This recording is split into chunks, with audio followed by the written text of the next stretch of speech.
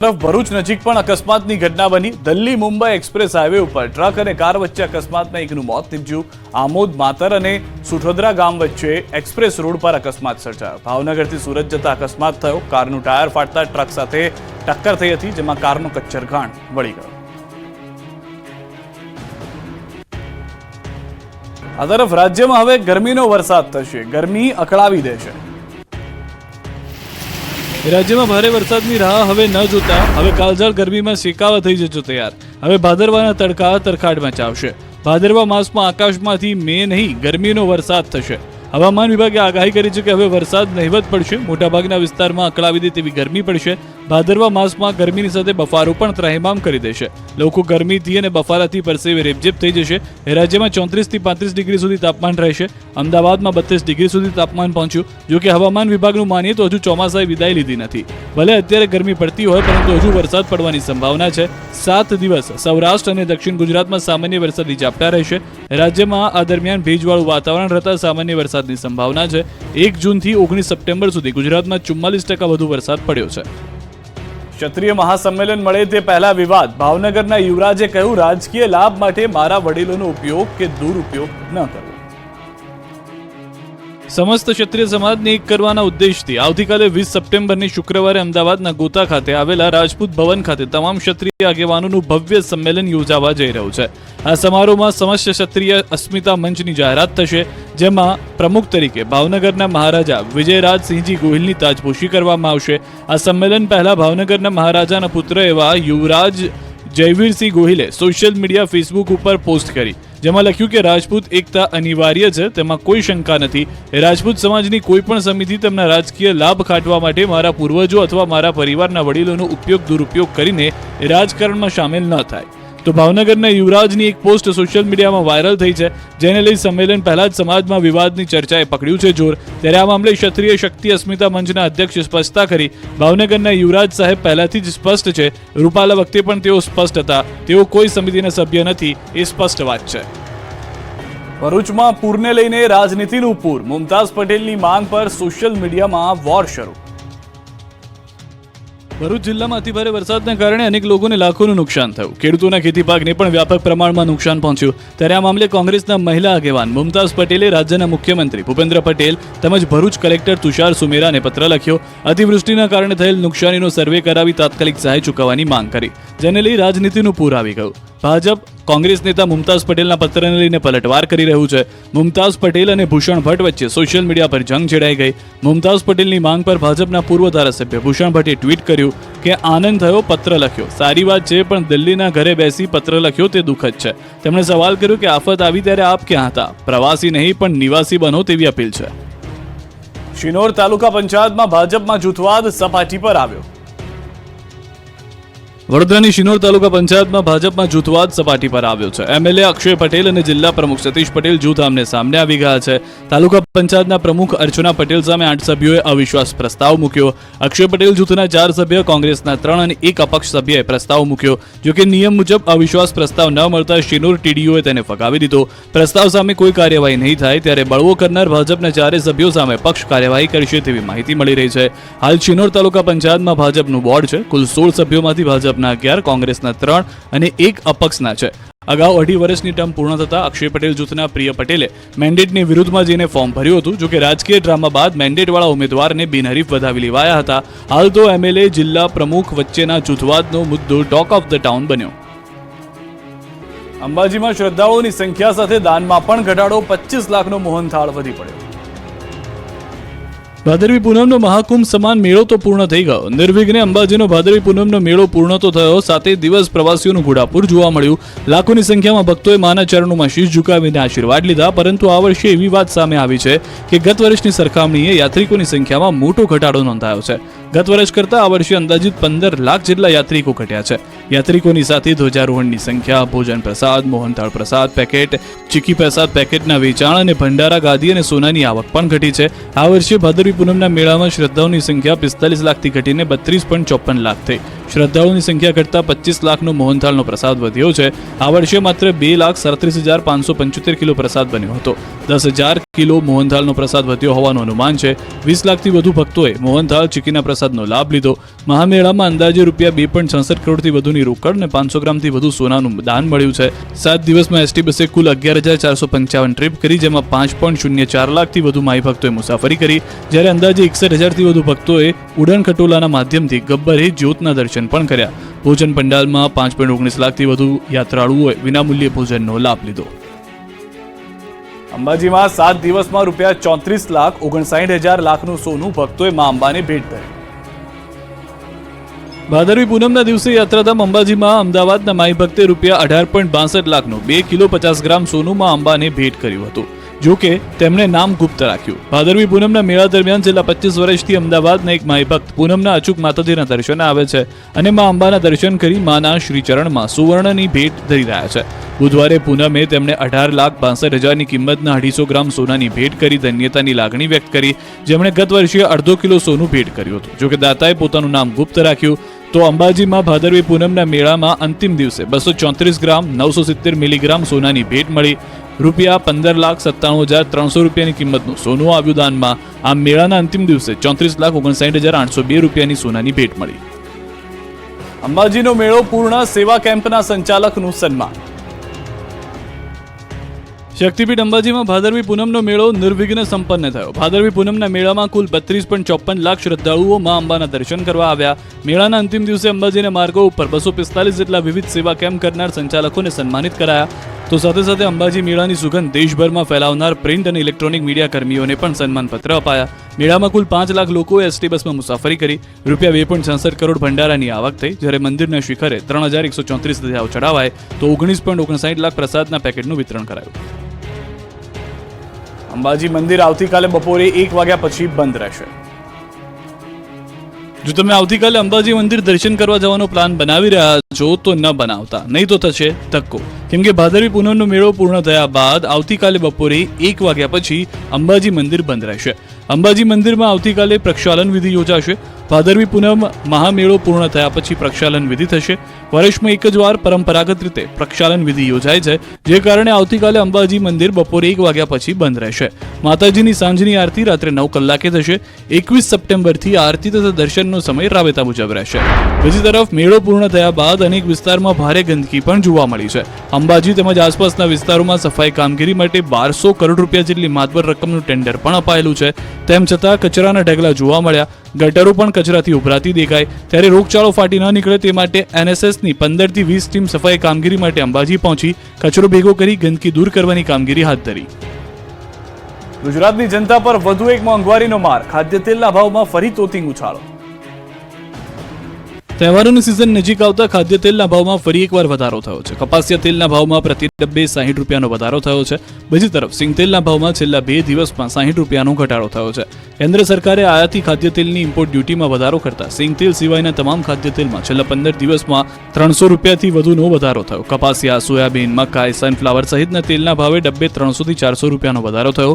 કપાસિયા તેલનો ડબ્બો 1 મહિના પૂર્વે જ 1600 થી 1650 રૂપિયા સુધી મળતો હતો. તેનો હાલ ભાવ 2050 થી 2100 રૂપિયા સુધી થઈ ગયો છે. પામ તેલ જે 15 દિવસ પૂર્વે 1500 થી 1550 સુધીમાં મળતું, તેનો હાલ ભાવ 1980 થી 2050 સુધી પહોંચ્યો છે. સોયાબીન તેલનો ભાવ હાલમાં પણ ₹2000 સુધી પહોંચી ગયો છે, જ્યારે કે મકાઈના તેલનો ભાવ 1800 થી 1900 રૂપિયા સુધીની વચ્ચે છે. જ્યારે કે સનફ્લાવર તેલનો ભાવ 1850 થી લઈ 1950 રૂપિયા સુધીમાં મળી રહ્યા છે. ત્યારે ખાદ્ય તેલોમાં આગ ઝરતી તેજી દિવાળી સુધી યથાવત રહેશે તેવું વેપારીઓનું માનવું છે. બીજું કારણ એ પણ છે કે રાજ્યમાં આ વર્ષે કપાસનું ઓછું વાવેતર થતાં ઉત્પાદનમાં ઘટાડો થાય તેવી શક્યતા છે. બીજી તરફ કપાસના પાકમાં ગુલાબી ઈયળનો રોગ આવી જતા ઉતારો પણ ઓછો છે. આ જ કારણોથી કપાસિયા અને તેલીબિયાના ભાવ વધ્યા છે. સુરતના મહુવામાં ગરીબોના અનાજના કાળાબજારીનો પર્દાફાશ. સુરતના મહુવા તાલુકામાં સરકારી અનાજના કાળાબજારનો પર્દાફાશ થયો છે. બીજા બાજુએ ગરીબોના હક પર તરાપ મારતા લાભાર્થીઓમાં રોષ છે. મહુવામાં આદિવાસીઓને અનાજ પૂરતું ન મળતું હોવાની રાવ ઉઠી છે. છેલ્લા 8 મહિનાથી ગરીબોને અનાજનો પૂરતો જથ્થો ન મળતા હોવાની ફરિયાદ છે. અનેક રજૂઆત બાદ પણ મામલતદાર કચેરી દ્વારા સસ્તા અનાજ દુકાનદારો સામે કોઈ નક્કર કાર્યવાહી ન કરાઈ હોવાનો આક્ષેપ કરાયો છે. ત્યારે આદિવાસી સંગઠન હવે મેદાનમાં આવ્યું છે અને જાતે જ પુરાવાઓ એકત્રિત કરવાનું શરૂ કરી વિજિલન્સ તપાસની માંગ કરવા આવેદન પાઠવ્યું અને જો માંગ સ્વીકારવામાં ન આવે તો જનતા રેડની ચીમકી ઉચ્ચારી. તો આ મુદ્દે મામલતદારનું કહેવું છે કે અલગ અલગ કક્ષાએથી તપાસ માટેના સૂચનો આપી દેવાય છે, જેમાં કોઈ પણ ગેરરીતિ જણાશે તો પરવાનેદાર સામે કાયદેસરની કાર્યવાહી કરાશે. ગિરનાર પર વીજ લાઇન શરૂ કરવા પીજીવીસીએલ પાસે નથી સમય. ગિરનાર પર વીજ લાઇન શરૂ કરવા પીજીવીસીએલ પાસે નથી સમય. જૂનાગઢમાં ગિરનાર પર્વત પર ઉદ્ઘાટનના વાંકે નવી વીજ લાઇન કાર્યરત ન થતા હજી પણ અંધારું છે. વર્ષો જૂની વીજ લાઇનમાં યોગ્ય પુરવઠો ન મળતા શક્તિપીઠ અંબાજીમાં અંધારામાં મા અંબાની આરતી કરવાની ફરજ પડી રહી છે. 8 કરોડના ખર્ચે અતિ દુર્ગમ એવી ગિરનાર પહાડી પર 11 કેવીની હેવી વીજ લાઇનનું કામ પૂર્ણ થઈ ગયું છે. અંદાજિત 4000 મીટર જેટલો કેબલ પાથરી ટ્રાન્સફોર્મર ઊભા કરાયા છે. જોકે કામ પૂર્ણ થયા બાદ પણ વીજ લાઇન કાર્યરત નથી થઈ, જેના કારણે પારાવાર મુશ્કેલી થઈ રહી છે. અંબાજી મંદિરમાં હજારો ભક્તો દર્શનાર્થે આવે છે. એવામાં વીજળી વગર યાત્રિકો માટે પીવાનું પાણી ભરવામાં પણ મુશ્કેલી થાય છે. ત્યારે ગિરનાર પર પૂરતો વીજ પુરવઠો આપવા સાધુ સંતોમાં માંગ ઉઠી છે. આ મામલે પીજીવીસીએલના અધિકારીનું કહેવું છે કે વન વિભાગની આખરી મંજૂરી બાકી છે, જે મળતા જ વીજ પુરવઠાની કામગીરી શરૂ કરી દેવાશે. રોડ બિસ્માર થતા ધોળકા હાઈવે જામ થઈ ગયો. જો તમે ધોળકા બાજુ જવાના હો તો ટાળજો. ભારે વરસાદ બાદ રાજ્યભરના રસ્તાઓની હાલત ખસ્તા થઈ ગઈ છે. ત્યારે ધોળકા વાયા ચિયાડા ગામનો રોડ તો અત્યંત ખરાબ થઈ ગયો છે. વરસાદના વિરામને 10-15 દિવસ પણ રોડ પર પાણી ભરાઈ ગયા છે. આખો રોડ પોલો થઈ ગયો છે. ત્યારે ધોળકા વાયા ચિયાડા ગામથી બાવળા રોડ પર મસમોટા ટ્રક પસાર થઈ રહ્યા હતા. ત્યારે રોડ પોલો થઈ જતા રોડની વચ્ચોવચ્ચ લોકો ફસાયા હતા. રોડ જમીનમાં ખૂંચી જતા રોડ બ્લોક થઈ ગયો હતો. બંને બાજુ ટ્રાફિક જામ થયો. બાઇક ચાલકો જીવના જોખમે બાઇક કાઢતા નજરે પડ્યા. 3 વાહનો એકસાથે રોડ પર ફસાતા રોડ પર ચાલવું પણ મુશ્કેલ બન્યું. રોડ બ્લોક થતા સેંકડો મુસાફરો પરેશાન થયા. રોડ બ્લોક થતા ગ્રામ્ય વિસ્તારના લોકો ધોળકા અને બાવળા તરફ જવા પરેશાની વધી ગઈ છે. ગુજરાતમાં 2 ઓક્ટોબરથી કોરી ઉદ્યોગકારો હડતાલ કરશે. ગુજરાતમાં 2 ઓક્ટોબરથી કોરી ઉદ્યોગકારો હડતાલ કરશે. રાજ્યમાં 5000 કરોડનું ટર્નઓવર ઠપ થશે. અરવલ્લી, ખેડા સહિત ગુજરાતની 1200 કોરીઓ હડતાલમાં જોડાશે, તો અન્ય 2800 લીઝ ધારકો પણ હડતાલમાં જોડાશે. એન્વાયરમેન્ટ સર્ટિફિકેટના નામે ખાણ ખનીજ વિભાગની પજવણીથી કોરી ઉદ્યોગકારો પરેશાન છે. ખાડા અને સ્ટોક માપણીના નામે હેરાનગતિ કરાઈ રહી હોવાનો આક્ષેપ કર્યો. ખાણ ખનીજ વિભાગની હેરાનગતિથી 60% ઉદ્યોગો બંધ થવાનો દાવો કર્યો. 60% કોરીઓના ETI અને રોયલ્ટી પેપર આપવાના બંધ કરાતા રોષ ફેલાયો, જેથી ગુજરાતમાં 2 ઓક્ટોબરથી કોરી ઉદ્યોગકારો હડતાલ કરી વિરોધ કરશે. આ અંગે ગાંધીનગર ખાતે બેઠક બાદ નિર્ણય લેવાયો છે. દ્વારકાના શિવરાજપુરમાં મલ્લ કુસ્તી મેળો યોજાયો. દંગલ ફિલ્મ જેવા સર્જાયા દ્રશ્યો. દેવભૂમિ દ્વારકામાં શિવરાજપુર બીચ પર જોવા મળ્યા દંગલ ફિલ્મ જેવા દ્રશ્યો. દેવભૂમિ દ્વારકાના શિવરાજપુર ગામે કોમી એકતા સ્વરૂપ જાકુમ-બચા દાદાના ઉર્ષ નિમિત્તે દર વર્ષની માફક મલ્લ કુસ્તી જૂનવાણી ઢબે યોજાતી હોય છે. 500 વર્ષથી યોજાતા મેળામાં મોટી સંખ્યામાં લોકો જોડાયા. યુવાને કુસ્તીના મેદાનમાં ઉતરીને પોતાની શક્તિનો પરિચય બતાવ્યો. એક ચડિયાતા દાવ થકી વિરોધીઓને પસ્ત કરીને લોકોનો ઉત્સાહ વધાર્યો. દૂર દૂરથી અહીં મલ્લ કુસ્તીબાજો કુસ્તી લડવા આવ્યા હતા. 200 જેટલા કુસ્તીબાજોએ પોતાની શક્તિનું પ્રદર્શન કર્યું, કૌવત બતાવ્યું. સ્પર્ધામાં પ્રથમ, દ્વિતીય અને તૃતીય આવનાર કુસ્તીબાજોને ટ્રોફી, પ્રમાણપત્ર અને રોકડ પુરસ્કાર આપવામાં આવ્યા. શિવરાજપુર વાડી વિસ્તારમાં જાકુપીર દાદાની દરગાહ આ મલ્લ કુસ્તી મેળાનું ભવ્ય આયોજન કરવામાં આવ્યું હતું. દેશી WWF ગણાતી મલ્લ કુસ્તીને નિહાળવા દૂર દૂરથી લોકો આવ્યા હતા. નવરાત્રી પહેલા અમદાવાદમાં યુવકે 35,000 ખર્ચીને બનાવી 5 કિલો વજનની પાઘડી. નવલા નોરતાની તૈયારીઓ પૂરજોશમાં ચાલી રહી છે. ત્યારે અમદાવાદમાં આ વખતે અનુજની પાઘડી ધૂમ મચાવવાની છે. આંતરરાષ્ટ્રીય ગરબા ખેલાડી અનુજ મુદલેરિયાએ આ વર્ષે 5 કિલોની પાઘડી તૈયાર કરી છે.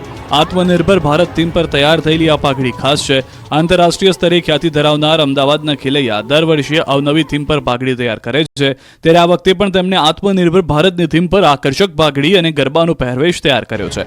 પ્રધાનમંત્રી મોદીને ત્રીજી ટર્મ માટેની શુભેચ્છા. ડાયમંડ બુર્જ સહિતની પ્રતિકૃતિનો ટ્રેડિશનલ પાઘડીમાં સમાવવામાં આવી છે. 35,000ના ખર્ચે અનુજ મુદલિયારે આ પાઘડીને તૈયાર કરી છે, જેનું વજન 5 કિલોગ્રામ છે, જ્યારે તેના પહેરવેશનું વજન 12 કિલોગ્રામ છે. આ પહેલા અનુજ heritage, GST, corona warriors, Sonu Sood અને આઝાદીના 75 વર્ષની થીમ પર પાઘડી બનાવી ચૂક્યા છે. અનુજને તેની પાઘડીના કારણે વર્ષ 2019માં ઇન્ડિયા બુક ઓફ વર્લ્ડમાં પણ સ્થાન મળ્યું હતું. અનુજ છેલ્લા 7 વર્ષથી આ પ્રકારે પાઘડીની જુદી જુદી ટ્રેડિશનલ થીમ સાથે ગરબાના ગ્રાઉન્ડ પર ઉતરે છે. રાજકોટમાં દોડશે મેટ્રો રેલ. 38 કિલોમીટરનો રૂટ તૈયાર કરવાનો ખર્ચ ₹10,000 કરોડ. અમદાવાદ અને સુરતની જેમ હવે રાજકોટમાં પણ દોડશે મેટ્રો ટ્રેન. રાજકોટને એમ્સ, ક્રિકેટ સ્ટેડિયમ, આંતરરાષ્ટ્રીય એરપોર્ટ મળ્યા બાદ હવે રાજકોટમાં મેટ્રો રેલ પણ દોડતી થશે. રાજકોટમાં મેટ્રો રેલ શરૂ કરવા માટેની તૈયારીઓ શરૂ થઈ ગઈ.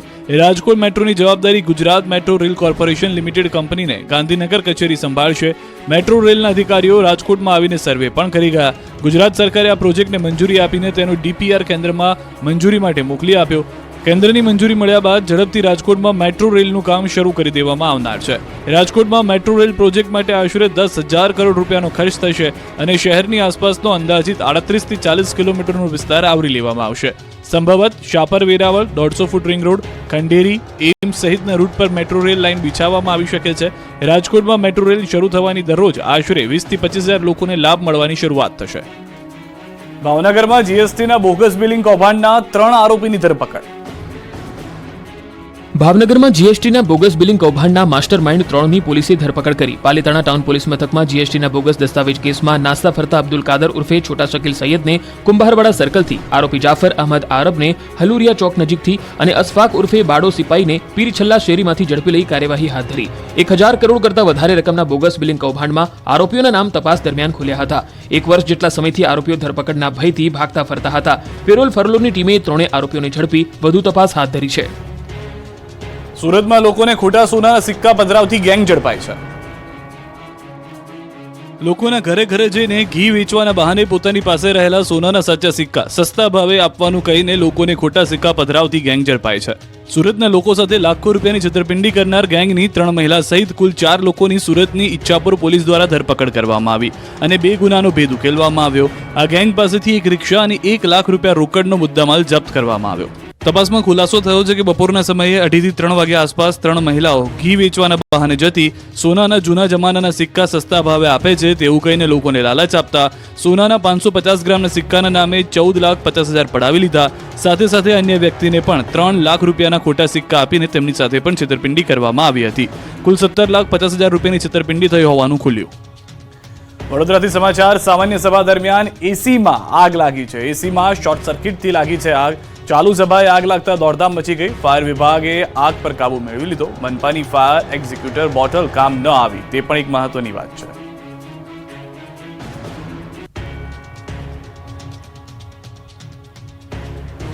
રાજકોટ જિલ્લામાં ફરી સિંહના આટાફેરા. રૂપાવટી ગામના વાડી વિસ્તારમાં ચડી આવ્યા સિંહ. રૂપાવટી, બાવા પીપળિયા, આરટીબીટી સહિતના વિસ્તારની અંદર, પીપળવાવ સહિતના વિસ્તારમાં પણ સિંહોના આટાફેરા જોવા મળ્યા છે. 3 સિંહે વાડી વિસ્તારમાં ધામા નાખ્યા. અહીંથી જૂનાગઢનો જંગલ વિસ્તાર નજીક થતો હોવાથી સિંહની રહે છે અવરજવર. વન વિભાગે આ 3 સિંહ પર રાખી રહ્યું છે નજર.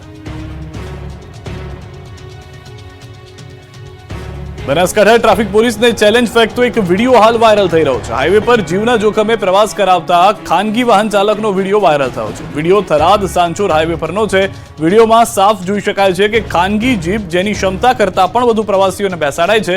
એટલું જ નહીં, જોખમી રીતે જીપની ઉપર અને જીપની પાછળ લટકીને મુસાફરોને પ્રવાસ કરાવાઈ રહ્યો છે. જિલ્લાના સરહદી વિસ્તારમાં આવા દ્રશ્યો જોવા મળી રહ્યા છે. અહીં સવાલ એ થાય છે કે શું થરાદ ટ્રાફિક પોલીસને આ દ્રશ્યો જોવાતા નથી? શું ટ્રાફિક પોલીસ કોઈ દુર્ઘટનાની રાહ જોઈ રહી છે? આખરે ખાનગી વાહન ચાલકોને કાયદાનો કેમ ડર રહ્યો નથી?